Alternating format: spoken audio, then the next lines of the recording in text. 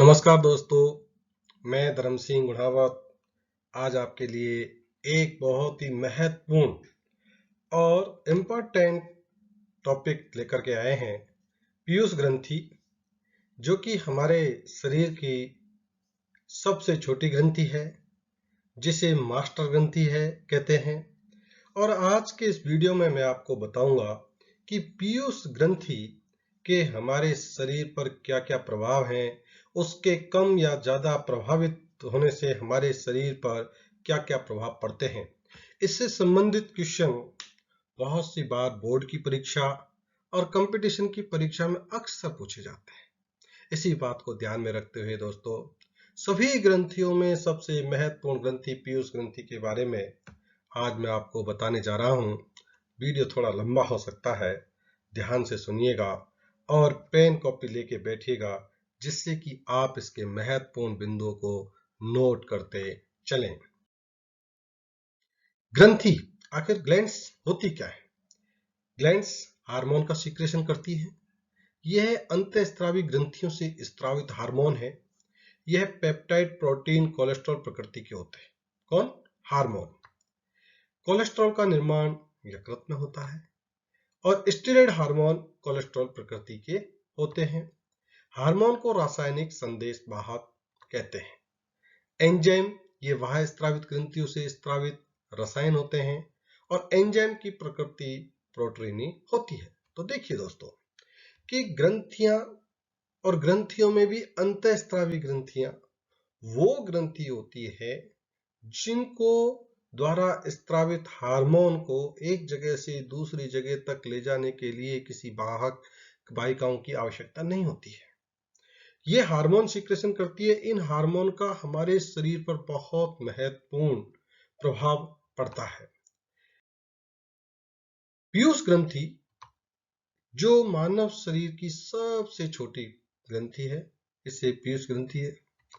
और पीयूष ग्रंथि मस्तिष्क के अग्रभाग में हाइपोथैलेमस से जुड़ी होती है। देखिए, प्रश्न आता है कई बार परीक्षाओं में कि पीयूष ग्रंथि कहाँ होती है।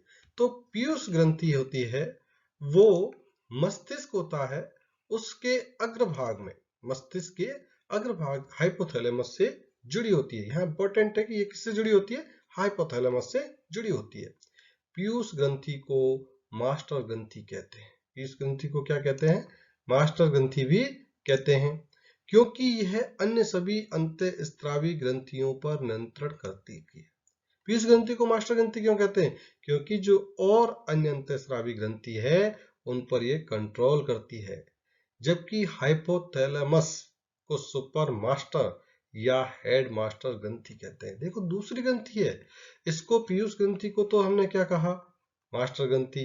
परंतु एक दूसरी ग्रंथि है हाइपोथैलेमस, जिसे सुपर कमांडर, सुपर मास्टर या हेड मास्टर ग्रंथि कहते हैं। आपको ये भी बताएंगे कि हाइपोथैलेमस को हेड मास्टर ग्रंथि क्यों कहते हैं। देखो, मास्टर ग्रंथि जो अन्य ग्रंथियों को कंट्रोल कर रही है, और हेड मास्टर ग्रंथि जो मास्टर ग्रंथि को कंट्रोल करती है। यानी हाइपोथैलेमस ग्रंथि है, वो पीयूष ग्रंथि को नियंत्रित करने का काम करती है, इसलिए इसे सुपर मास्टर या हेड मास्टर ग्रंथि कहते हैं। तो देखिए, ये हमने यहाँ आपको मस्तिष्क का चित्र दिखाया। इस मस्तिष्क के चित्र में यहाँ स्थित हाइपोथैलेमस, ये आप देखेंगे, ये हाइपोथैलेमस, और इस हाइपोथैलेमस के पास में ही ये पीयूष ग्रंथि है। और ये पीयूष ग्रंथि किससे जुड़ी हुई है? हाइपोथैलेमस से जुड़ी हुई है। ये पीयूष ग्रंथि आप देखेंगे यहाँ तक पिट्यूटरी ग्लैंड आ रही है, और ये किससे जुड़ी हुई है? हाइपोथैलेमस से। पीयूष ग्रंथि 3 पालियों से बनी होती है। देखिए, इसकी 2 पाली आपको यहाँ इंटीरियर इंफीरियर दोनों दिख रही है।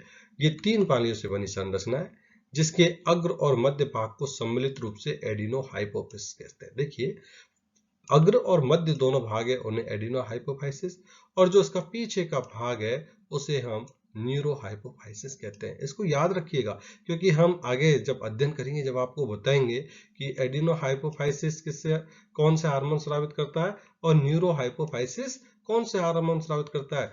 और कंपटीशन की परीक्षा में यहीं पर एक प्रश्न बनते हैं, और जो बहुत सी परीक्षाओं में पहले पूछा भी गया है, एडिनो हाइपोफाइसिस पीयूष ग्रंथि का एडिनो हाइपोफाइसिस भाग कौन से हार्मोन स्रावित करता है, या न्यूरो हाइपोफाइसिस कौन से हार्मोन स्रावित करता है, या पश्च भाग जो पीयूष ग्रंथि का होता है उसे हम क्या कहते हैं। ये यहाँ छोटे छोटे प्रश्न बनते हैं, इनको आपको बहुत ही ध्यान से पढ़ना है और याद रखना है। पीयूष ग्रंथि से वृद्धि हार्मोन्स, थायराइड उत्तेजक हार्मोन, फॉलिकल उत्तेजक हार्मोन, ऐसे कुल मिलाकर के 11 हार्मोन्स निकलते हैं। लगभग 11 हार्मोन्स निकलते हैं, इसीलिए ये बहुत ही महत्वपूर्ण ग्रंथि है। पीयूष ग्रंथि मस्तिष्क के निचले भाग में स्थित है। ये मस्तिष्क और मस्तिष्क के निचले भाग में यहाँ पर ये पीयूष ग्रंथि स्थित होती है। पीयूष ग्रंथि का उद्गम भ्रूण एक्टोडर्म से द्वारा होता है।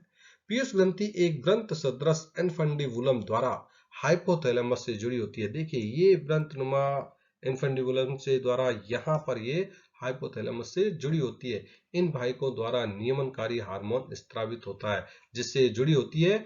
यही हाइपोथैलेमस फिर इस पीयूष ग्रंथि को कंट्रोल करती है, इसलिए से हेडमास्टर ग्रंथि हाइपोथैलेमस को कहते हैं। अब देखिए हमने पढ़ा था एडिनो हाइपोफाइसिस भाग और वो, तो एडिनो हाइपोफाइसिस द्वारा कौन कौन से हार्मोन स्रावित होते हैं। देखिए सबसे महत्वपूर्ण एक हार्मोन है ACTH, जिसको पूरा नाम होता है एड्रीनो कॉर्टिकोट्रोपिक हार्मोन। बोर्ड की परीक्षाओं में बहुत सी बार ACTH की पूरी फुल फॉर्म पूछी जाती है। तो एड्रीनो कॉर्टिकोट्रोपिक हार्मोन, ये हार्मोन एड्रेनलिन ग्रंथि की क्रियाविधि को नियंत्रित करता है। कौन सी ग्रंथि की, जो एड्रिनल ग्लैंड है उसकी एक्टिविटी को कंट्रोल करने का काम ACTH हार्मोन करता है। दूसरा महत्वपूर्ण हार्मोन है TSH, थायराइड स्टिमुलेटिंग हार्मोन। इनकी फुल फॉर्म भी आपको याद करते चलना है। यह हार्मोन थायराइड ग्रंथि की क्रियाविधि को नियंत्रित करता है। तीसरा ग्रोथ हार्मोन, या जिसे सोमेटोट्रोपिक हार्मोन या SH हार्मोन भी कहते हैं। इस हार्मोन की कमी से बच्चों की लंबाई नहीं बढ़ती और बौनापन आ जाता है। देखिए हम 10वीं तक की क्लास में कितना पढ़ते हैं सिर्फ पीयूष ग्रंथि के बारे में, कि पीयूष ग्रंथि शरीर को लंबा करती है या बौना कर रख देती है। परंतु आप जानते हो ये तो उसका एकमात्र फंक्शन है कि अगर उस हार्मोन की ज्यादा मात्रा हो गई तो लंबा हो जाएगा, अगर मात्रा कम हो गई तो बौना रह जाएगा। इस हार्मोन की अधिकता से महाकायता गैंटिज्म, यानी उसका शरीर है वो बहुत महा हो जाता है, बड़ा हो जाता है, इसलिए इसे गैनेटिज्म कहते हैं। वयस्कों में इस हार्मोन की अधिकता होने पर कौन से हार्मोन की, ग्रोथ हार्मोन जो पीयूष ग्रंथि के द्वारा स्रावित किया जाता है, वो चेहरे की हड्डियां असामान्य रूप से बढ़ जाती है, जिसके कारण व्यक्ति कुरूप या गोरुल्ला की तरह दिखता है। इस रोग को एक्रोमेगेली कहते हैं। तो देखिए इंपॉर्टेंट है कि एक्रोमेगेली रोग कौन से हार्मोन की वजह से हुआ, ग्रोथ हार्मोन की वजह से हुआ, जिसमें चेहरे की हड्डियों असामान्य रूप से वृद्धि करने लग जाती है। आगे है MSH, मेलेनोसाइट स्टिमुलेटिंग हार्मोन। ये हार्मोन मेलेनोसाइट कोशिकाओं को उत्प्रेरित करता है। ये मेलेनोसाइट देखिए बहुत इंपॉर्टेंट है। ये मेलेनोसाइट कोशिकाएं क्या करती है, मेलेनिन वर्णक बनाती है। और मेलेनिन वर्णक क्या होता है कि अगर इस मेलेनिन वर्णक की मात्रा ज्यादा हो गई तो व्यक्ति काला हो गया, अगर इस मेलेनिन वर्णक की मात्रा कम हो गई तो व्यक्ति कैसा हो जाता है, गोरा। इसलिए मेलेनिन वर्णक शरीर के रंग का निर्धारण करता है। और ये सब किसकी वजह से हो रहा है, पीयूष ग्रंथि की वजह से। शरीर पर तिल हो जाते हैं या मस्से हो जाते हैं, उसके लिए भी MSH हार्मोन है उत्तरदायी होता है। और पांचवा हार्मोन है प्रोलैक्टिन हार्मोन। इस हार्मोन को दुग्ध निर्माण हार्मोन भी कहते हैं, क्योंकि ये दूध का निर्माण करता है। छठा है GTH, गोनेडोट्रोपिक हार्मोन। यह हार्मोन जननांगों के विकास के लिए उत्तरदायी होते हैं। देखिए गोनेड्स यानी जननांग, इससे पता लग जाता है कि जननांगों के विकास के लिए उत्तरदायी होते हैं। अब दूसरा भाग है उसका पीछे वाला भाग, किसका, पीयूष ग्रंथि का, न्यूरोहाइपोफाइसिस। कौन सा, न्यूरोहाइपोफाइसिस। तो ये कौन सा हार्मोन स्रावित करते हैं मेन, एक तो है ऑक्सीटोसिन। ऑक्सीटोसिन का दूसरा नाम दुग्ध निकासी हार्मोन या जनद हार्मोन भी कहते हैं। इस हार्मोन के कारण प्रसव पीड़ा होती है। देखिए इंपॉर्टेंट है, इसके कारण प्रसव पीड़ा होती है, इसलिए इसे जनक या वर्थ हार्मोन भी कहते हैं। स्त्रियों में दूध बनाने का काम प्रोलैक्टिन हार्मोन और दूध उतारने का काम ऑक्सीटोसिन हार्मोन करता है। इंपॉर्टेंट पॉइंट है कि दूध बनाने का काम तो प्रोलैक्टिन पर उतारने का काम ऑक्सीटोसिन करता है। और अगला महत्वपूर्ण है वैसोप्रेन हार्मोन, जिसे एंटी डायूरेटिक हार्मोन कहते हैं। ये हार्मोन मूत्र में पानी का नियमन करता है। जो पानी हम पीते हैं वो मूत्र में होकर निकलता है, उसको कंट्रोल करने का काम वैसोप्रेन हार्मोन करता है। वैसोप्रेन हार्मोन के बाद है हाइपोथैलेमस, जिसे हम हेडमास्टर ग्रंथि कहते हैं।